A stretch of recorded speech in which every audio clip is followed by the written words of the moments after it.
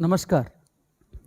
I welcome each and every sincere aspirant for this fresh episode, for this elixir, for this eloquence.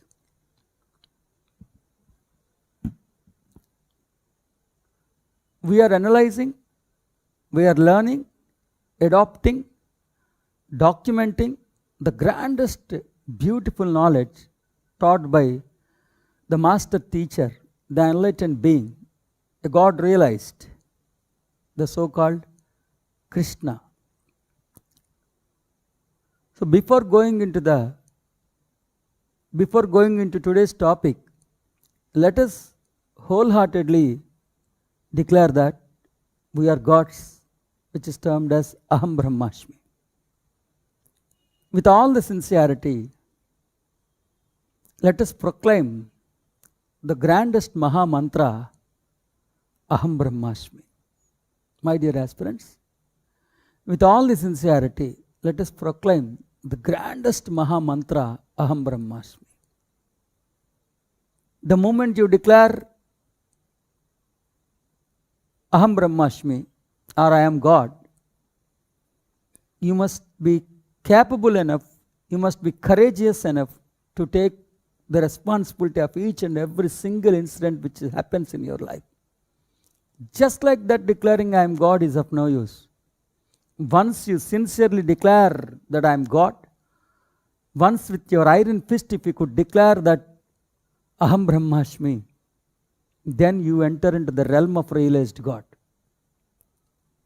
If you enter into the realm of a realized God, you must be courageous enough to accept each and every single incident which happens in your life. You must take the responsibility for all the failures. You must take the responsibility of all the failures, all the untoward events, all the disasters which happen in your life. Taking responsibility of failures means accepting with all the sincerity, yes, these are the failures. These are the hardships from the point of view of personality. But I have created these incidents in the plane of bliss, in the heaven. Why should I create this type of incidents? What will be the reason to create this type of incidents? Because these failures, these so-called failures, these incidents are very much needed for my reformation. For my reformation. What exactly is reformation? See, we are the grandest spiritual entities. We have been continuously taking the human incarnations, wearing different bodies, embodiments with different, sometimes as masculine gender, sometimes as feminine genders. When our thinking pattern got corrupted with the affairs of the embodiment, with the affairs of the character we are playing, with the incidents which have happened in our life, those will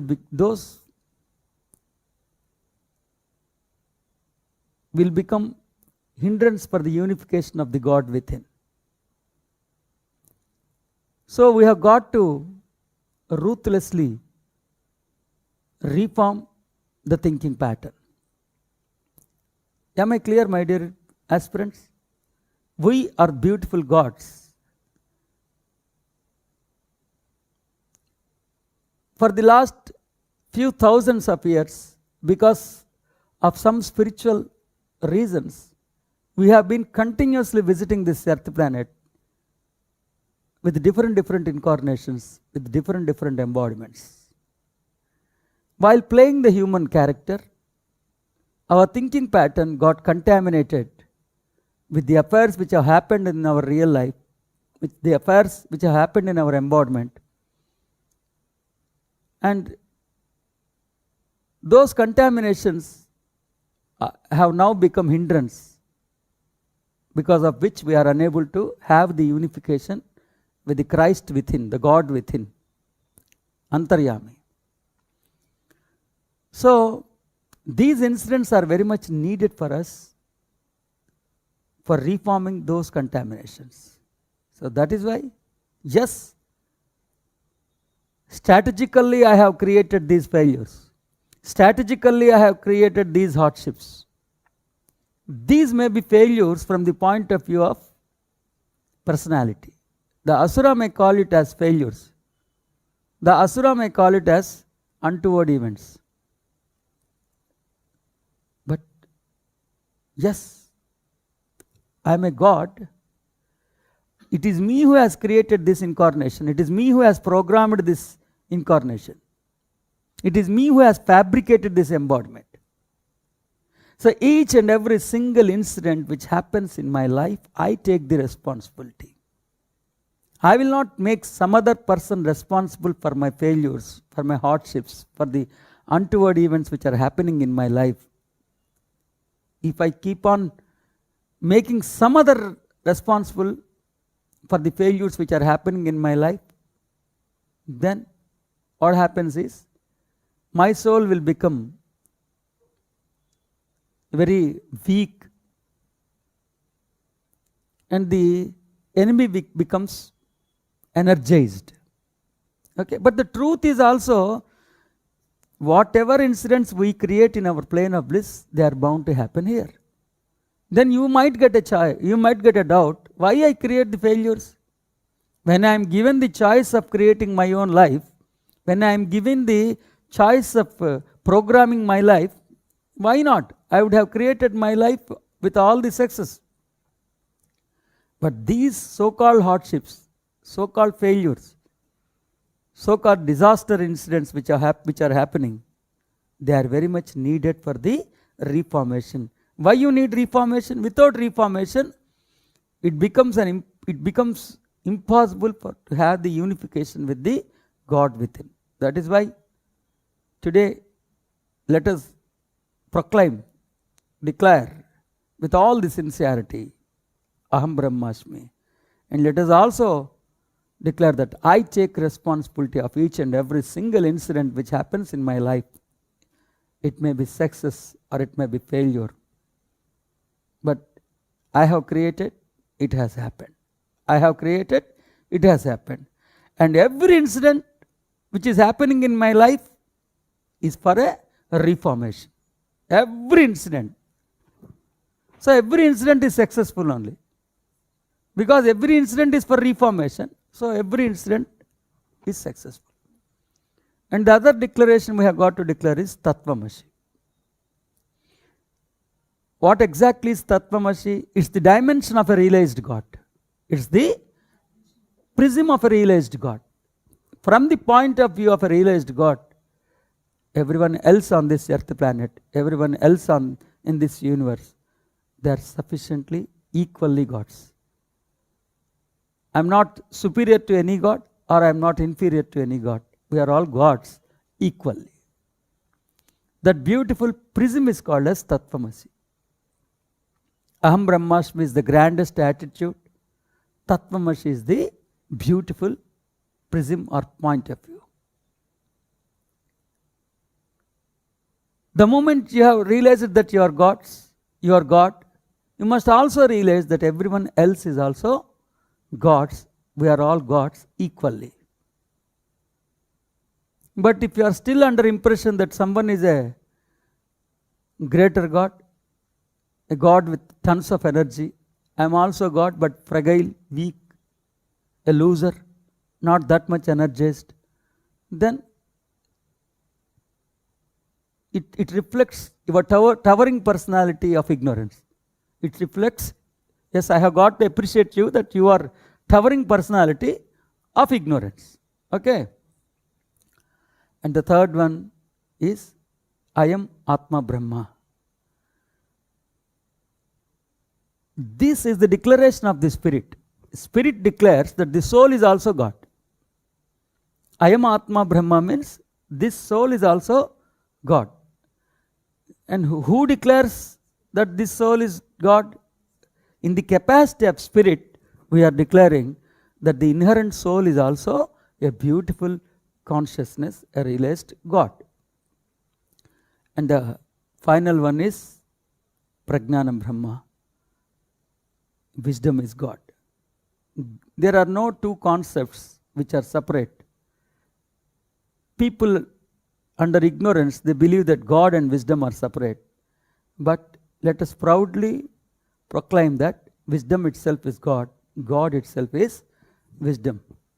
There cannot be wisdom and God, two separate entities. So, with all this sincerity, let us proclaim the grandest Maha Mantras. Aham Brahmasmi.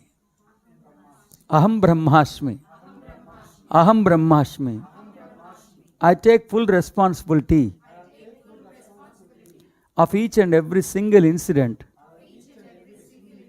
which has happened in my life. The so-called Asura may term that, may name those incidents as failures, as untoward events, as disasters. But from my point of view, I have created those incidents. I have created those particular failures. The so-called failures, the so-called hardships are being created by me. I need those incidents for reforming my thinking pattern. I need the reformation for the unification of Jivatma and Paramatma.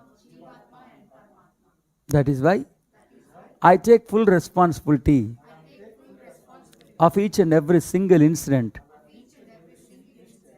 It may be success or failure, but still I have created it. It got manifested.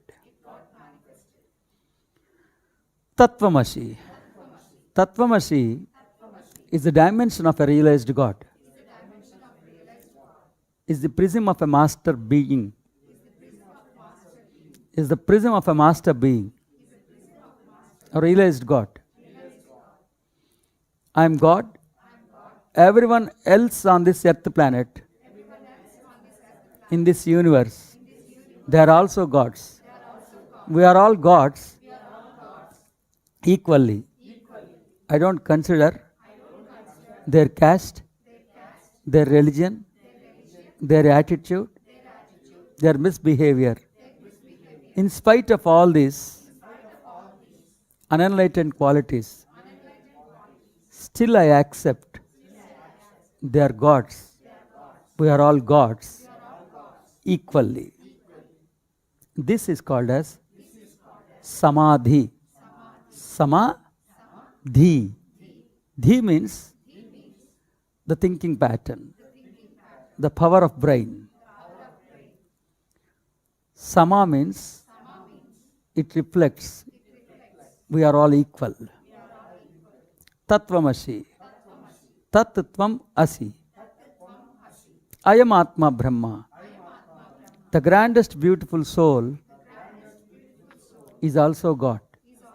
In the capacity of spirit, I am declaring my soul is also a beautiful God. Prajnanam Brahma. Wisdom and God are one and the same. There cannot be two concepts which are two separate entities. God and wisdom are not separate. God itself is wisdom. Wisdom itself is God. Aham Brahmasmi. Tattvamasi. Ayam Atma Brahma. Prajnanam Brahma. Astu. Tadhastu. Srirastu. Shubhamastu. Jayastu. Astu. With this beautiful invocation, I invite each and every sincere aspirant for this beautiful spiritual discourse. Especially, we are trying to learn the insight, adopt the insight of the scripture called Bhagavad Geetha, which is being taught by the grandest master teacher, the enlightened being, the miraculous, mystical teacher. Yes. Yes, yesterday we had sufficient comprehensive knowledge of Sloka number 3, verse number 30. So today, let us shift our gears with all the enthusiasm to verse number 31. Can you? 3:31. ये मे मतमिदं नित्यमनुतिष्ठन्ति मानवाः श्रद्धावन्तो न सूयन्तो मुच्यन्ते तेऽपि कर्मभिः. Okay. Yes. Those aspirants who have completely transcended jealousy in their thinking pattern and who adopt these teachings with all the sincerity, faith, they will come out of the bondage of the so-called karma. Can you? 3:31. Those aspirants who have completely transcended jealousy in their thinking pattern and who adapt these teachings with all the sincerity, faith, they'll come out of the bondage of the so-called karma. Those aspirants who have completely transcended jealousy, envy in their thinking pattern and who adopt these teachings with all the sincerity, with all the faith, they are bound to come out of the bondage of the so-called karma. They are bound to come out of the bondage of the so-called karma. Here, my dear aspirants, you have got to realize one thing. All the grandest beautiful master teachers, including Lord Sri Krishna, they have taught us the grandest Advaita. Especially a beautiful master teacher, when he is teaching Advaita, he keeps on showering knowledge on his aspirant about the grandness of his soul, about the grandness of his spirit, about the foreverness of the soul, about the greatest creative inherent energy of the soul, about the immortality of the soul and the immortality of the spirit. What happens is, when the master keeps on showering knowledge about the grandness of the soul and spirit, because of the humanity, because of the ignorance, many times the aspirant begins to compare him with the teacher. It is the trick of the personality. It is lure. It is a temptation of the personality. We will be enticing to do so by the personality. What the personality does is, it compares. The Guru says that we both are equal, then why he should be having so much efficiency? Under what capacity is teaching? You are listening. So why not? Then what it does is, it begins to compare itself with the caliber and efficiency of the master teacher. Naturally, the master teacher, because he is already master, definitely the caliber of the master teacher, when compared to the aspirant, will be grander. Because of that comparison, ultimately, it gives birth to an envy and a jealousy. So the more and more you are comparing yourself with the master teacher, the more and more the personality gets strengthened, it gets energized, and it provokes. The lure is jealousy. The lure is jealousy, envy. So what happens, the more and more the master teacher is showering knowledge, the more and more you are comparing, and ultimately, because you are losing, and it is you are developing jealousy, hatred towards the master teacher. That is what he says.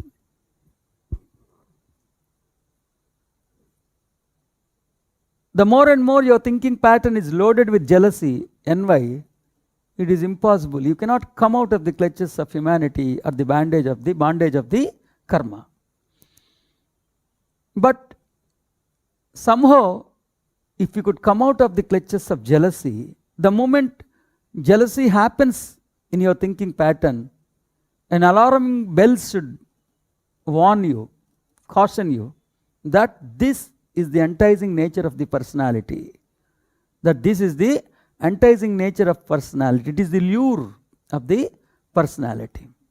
Then, naturally, there will be a proposal of jealousy from the personality, but you don't fall in the trap of the personality. Then you have now sufficiently transcended jealousy. When you have transcended jealousy with all the sincere efforts, with all the sincerity, with all the faith, when you are adopting the knowledge, documenting the knowledge taught by the master teacher, then for sure you are going to come out of the clutches of the bondage of the karma. That's it. That's it. Am I clear, my dear aspirants? See, it happens. Always it happens. Especially, supposing if the master if the teacher doesn't teach you Advaita, what he teaches? There is a beautiful God who is sitting somewhere else, is controlling this entire world, and he is the superior consciousness. You are all inferior consciousness. And I am greater than you, I am grander than you, I am very nearer to that original God, and you and me are never equal. Then the jealousy will not happen. But the problem is, a master teacher always teaches you the grandest philanthropical teaching of Advaita. The more and more he begins to teach about the grandness of your soul, the grandness of your spirit, then the personality or the so-called asura becomes active, and it provokes you with the stupidity called jealousy, and you began to compare your caliber with the caliber of the master teacher. Naturally, his caliber will be grander. Because of that comparison, you'll develop a most unenlightened, poisonous behavior that is called as jealousy. And the more and more jealousy is being occupied in your thinking pattern, the knowledge taught by the master teacher is of no use. It becomes poisonous. That is why the more and more jealousy happens in your thinking pattern, the more and more suggestion, a temptation, if you happen to have to compare your caliber with the teacher, then there should be an alarming bells within you. You should be cautious not to compare. Then each and every single word uttered by the master teacher will become a verdict, and you'll flower in your Vedanta, and there will not be any vendetta in your thinking pattern. That is the insight of this particular sloka. Let us go back to, let us shift our gaze to chapter number 3, verse number 32. See, if you are comparing yourself with the master teacher, if you are developing the jealousy, you cannot get enlightenment. Jealousy and Jesus cannot go together, my dear friends. ईश्वर और ईर्ष्या दोनों साथ में नहीं होते. Decide whether you want to become a Jesus. Forget about jealousy. If you are still loving the jealousy, forget about it. Forget about Jesus. I am not teaching you Christianity. Jesus means the Christ within, from my point of view. That's it. I am not teaching about that Jesus. Okay? Yes. So how about learning the insight of sloka number, verse number 32? Yes. 332. Ye tvetadabhyasuyanto nanu tishtanti me matam sarvajnana vimudhamstan vidhi nashtana chetasaha. Yes. But those aspirants who keep on elevating the master teacher because of the jealousy, envy developed towards master teacher, because of these tendencies, who refuse to adopt this grand knowledge, they are bound to suffer with all the ignorance. all the knowledge taught by the master teacher so far will become nullified and become poisonous. Ultimately, they will be grand losers. Can you? 332. But those aspirants who keep on alienating the master teacher because of the jealousy, envy developed towards master teacher, because of these tendencies, who refuse to adapt this grand knowledge, they are bound to suffer with all the ignorance. Who refuse to adopt? Who refuse to adopt? Who refuse to adapt this grand knowledge, they are bound to suffer with all the ignorance. All the knowledge taught by the master teacher so far will become nullified and become poisonous. Ultimately, they will be grand losers. But those aspirants who keep on alienating, blaming the master teacher. So, in sloka number 31, it is like jealousy. But in sloka number 32, the jealousy has sufficiently transformed into blaming the master teacher. Allegations on the master teachers. It keep on blaming the master teacher. So, the jealousy, allegations, blaming the master teacher, all these most unenlightened temptations of the personality, enticings from the personality, ultimately what happens? But those aspirants who keep on allegating or blaming the master teacher because of the jealousy, envy, developed towards master teacher. These are all the tendencies. These are all the tendencies. If these tendencies happen in your thinking pattern, you refuse to adopt the grandest knowledge. You refuse to adopt the grandest knowledge. And those who refuse to adopt this grandest knowledge because of the jealousy, because of their blaming nature, the grandest knowledge is going to be nullified and it is going to become poisonous. In the sense, all those weapons are now used by the asura personality, the so-called personality.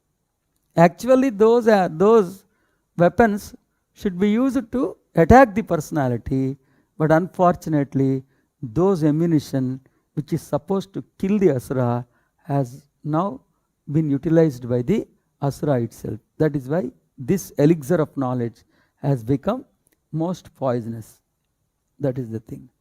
Ultimately, they will be the grand losers. Ultimately, they will be the grand. See, my dear aspirants, you have got to understand,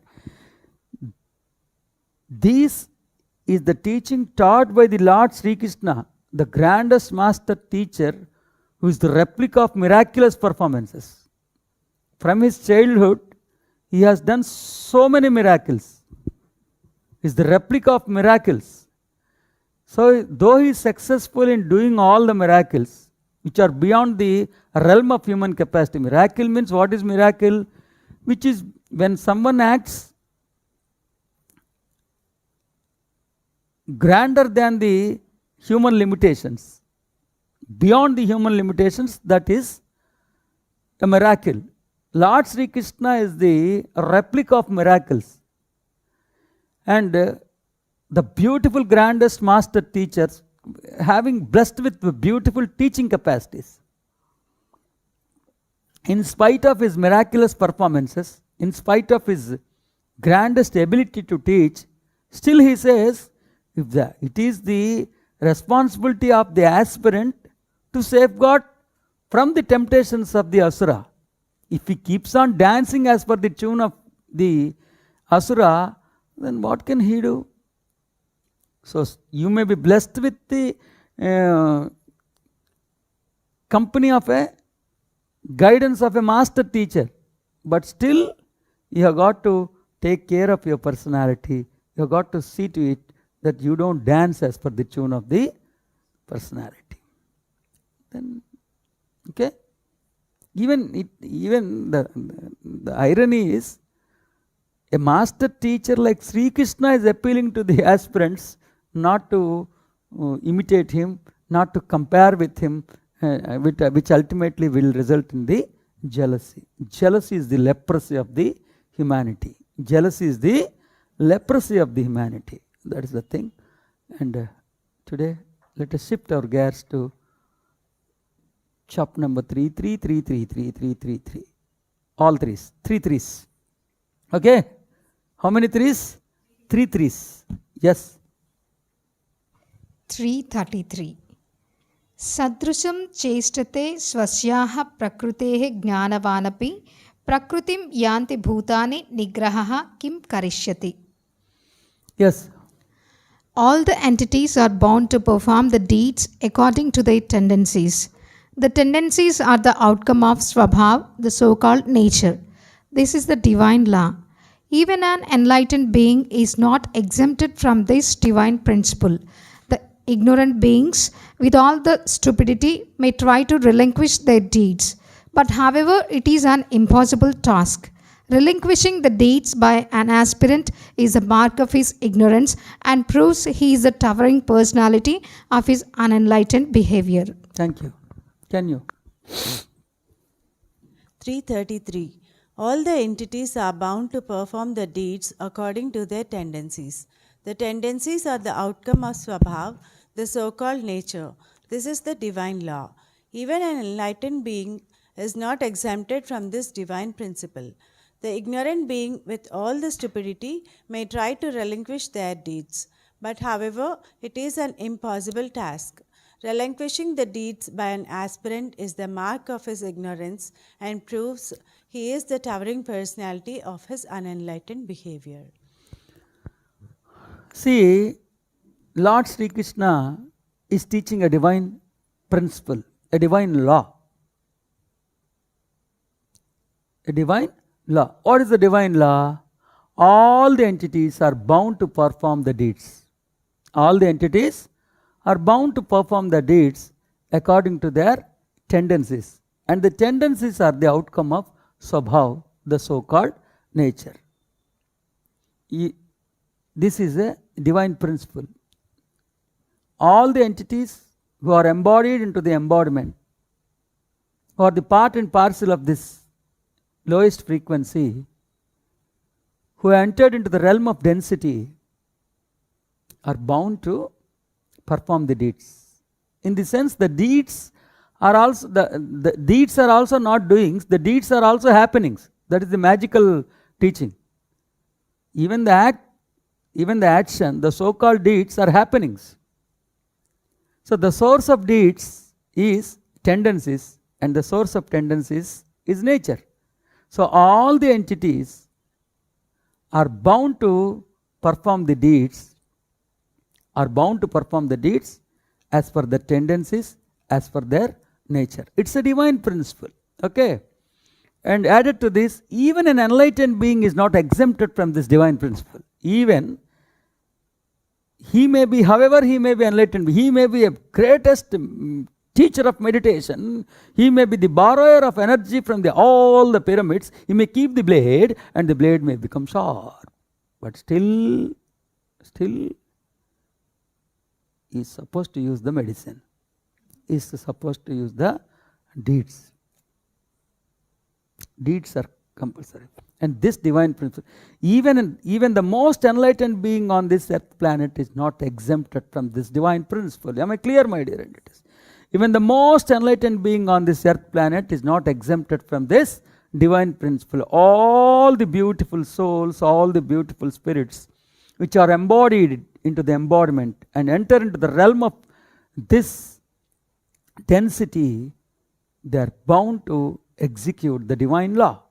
And the divine law is all the entities, forget about their enlightenment, forget about their caste, creed, their gender, they are bound to perform the deeds according to their tendencies, and the tendencies are always in accordance with the nature. So you should not feel guilt for the deeds executed by you. Then fine. Even an enlightened being is not exempted from this divine principle. The ignorant beings with all the stupidity may try to relinquish, renounce their deeds.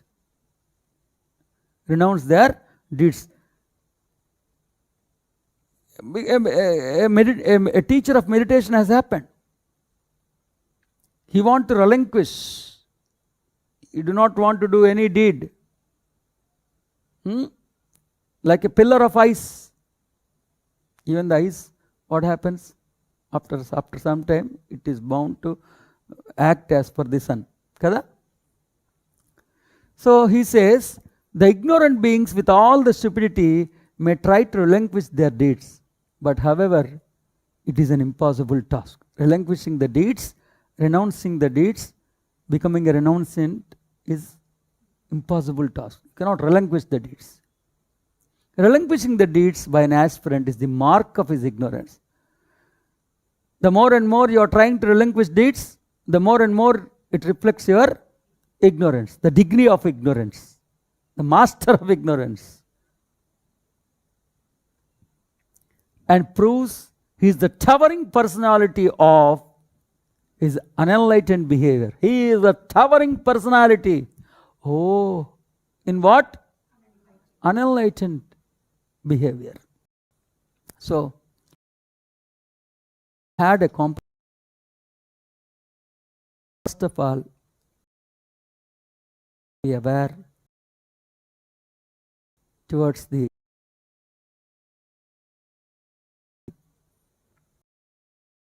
nature of person, which always provokes you to compare your caliber with the caliber of the teacher. Then ultimately you will be failure, and it will result in jealousy. What happens is, it becomes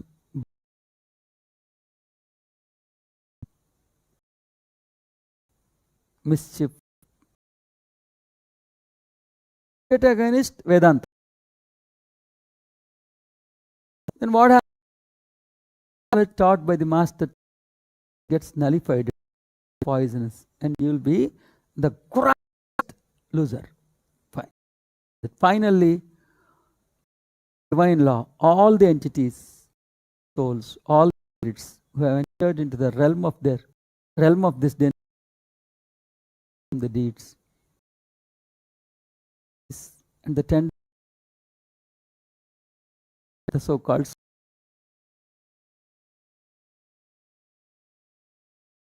divine law. But not considering this divine with all the stupidity,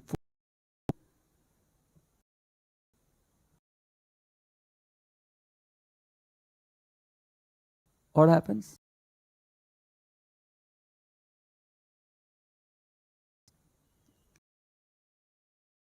Ignorance, the personality of. So